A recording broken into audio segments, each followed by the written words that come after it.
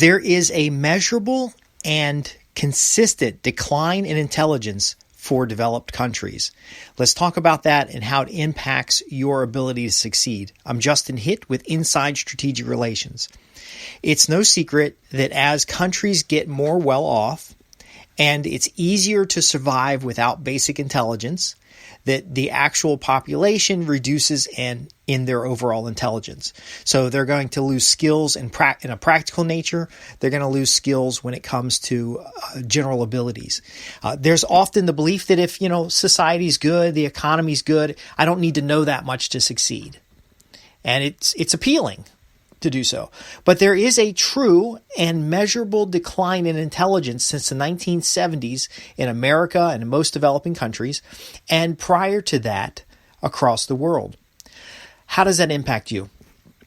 Well, first off, you got to understand that the smarter you are, and I'm going to make the assumption that you're intelligent because you're investing time in listening to programs like this, but also the smarter you are, the more you realize what you don't know, and you'll start to specialize.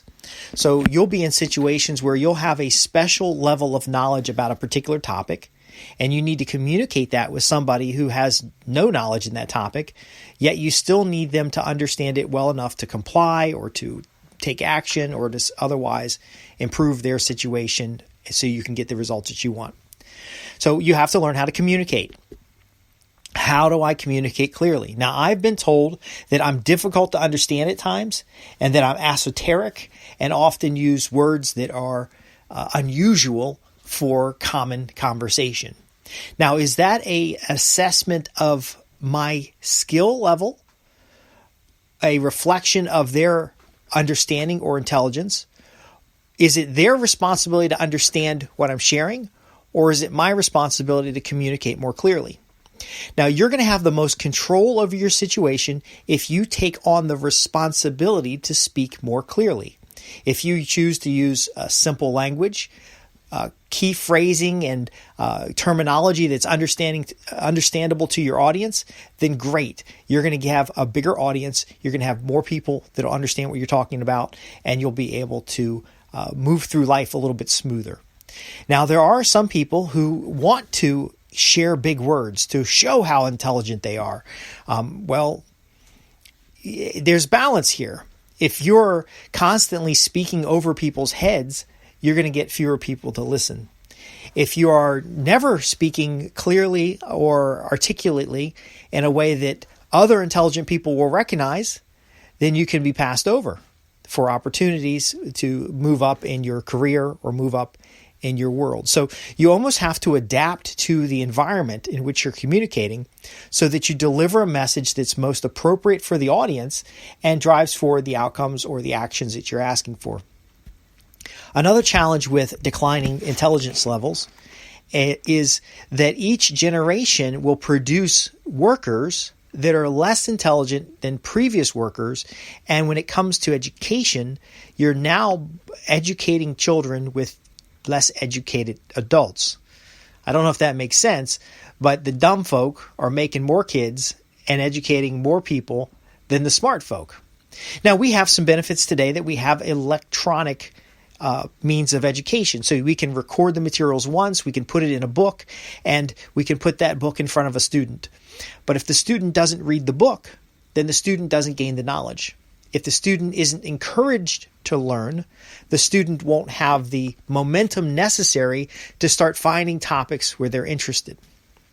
We also have a society today where you can have high levels of intelligence in a very minute, detailed area, in an area that is very specific to an industry, and you can have zero intelligence anywhere else. There are scientists who can solve massive mathematical problems in their head, on paper, without any special tools, yet can barely feed themselves. And this happens. This is a natural state of things. This is what happens. Now, just because the general population level of intelligence is going down, it doesn't mean that there aren't pockets of specialists. There aren't pockets of people that have a high level of general intelligence. And there aren't people who otherwise can solve problems of a big nature. You want to be collecting these people. You want to find out where they are, where they're located. Who's the intelligent person in topic A? Who's the intelligent person in topic B? Who has practical insights? Who has good communication skills? And you want to put these people in the right place as part of an organization, all aligned around the same goals and objectives, and basically put people where their strengths are. Now, when people only operate in their strengths, this further segments the levels of intelligence. However, it is more productive than putting people primarily in their weaknesses. So you want them 80% of the time in their area of strength, and then 20% of the time they are refining their other basic skills. We want to improve basic skills for all people. 40% of high school graduates in my region cannot read.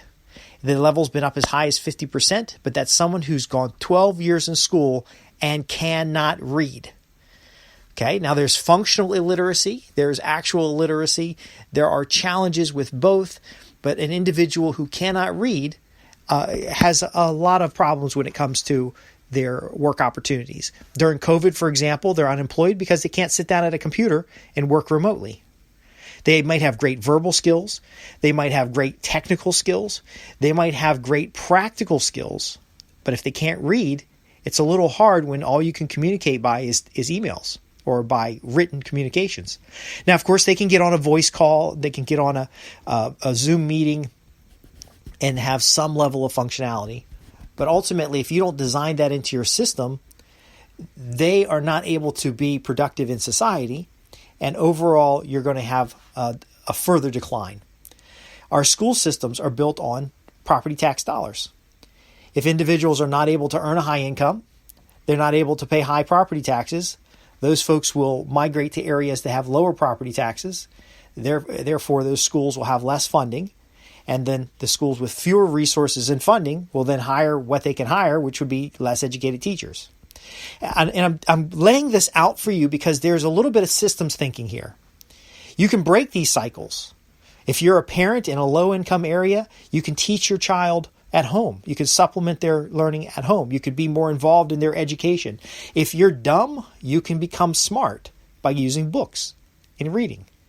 Now, if you're smart, you can avoid becoming dumb by challenging your intelligence, by understanding what you know and what you don't know, working in your areas of strength while shoring up the areas which you have weaknesses. The difference between the application of strategic relationships and what we're talking about in general with a decline of general intelligence levels is that you don't have to know everything. So there's a balance between being a Renaissance man or someone who grasps a large number of topics and someone who specializes, because we do need specialists. But we don't need people who can't read, generally can't think, and are pretty much followers. Now, are Americans stupid? Not necessarily. Some folks have strong practical knowledge, and if they're able to apply that practical knowledge, they can be just as successful as somebody who has a broad general knowledge. And there's even arguments that individuals who are highly intelligent tend to have more anxiety, tend to have more depression, tend to have more challenges because they start recognizing the problems in the world and start feeling helpless about them. So I'm not giving you a specific prescription here. I want you to evaluate yourself. If you go into do an executive psychological evaluation, psychological and intelligence exam as a professional, if you use StrengthsFinder, Colby, and all these different assessments, you'll get a good profile of where you stand. Some of these profiles work well for staff, and you can get an idea where they stand. Again, if you focus them on 80% of their strength, you're going to get a proficiency and success, because when you're hiring somebody, you want that proficiency. It's not about developing them. It's about benefiting from what they already have developed. But if you encourage self-study, that 20% area, they can start honing their weaknesses. So for me, for example, is I do these podcasts because I want to become more clear, easier to follow, and more persuasive in my language. And for you, it could be something else. I do a lot of writing because writing is part of my job. So it's important for me to be able to communicate in print as well as spoken word.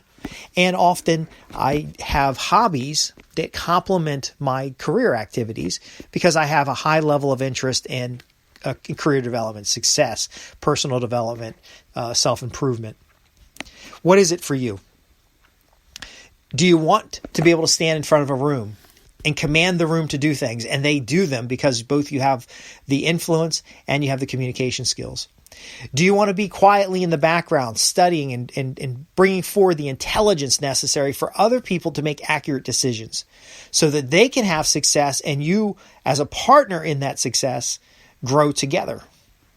Or would you just like to have children who exceed your expectations? They exceed your abilities and they have comfortable, peaceful lives. See, here's the biggest challenge is if you're stupid, you don't know how stupid you are. There's no way to know. In fact, in any level of intelligence, there's no way to know those things that you don't know. You're going to have conflicts in life.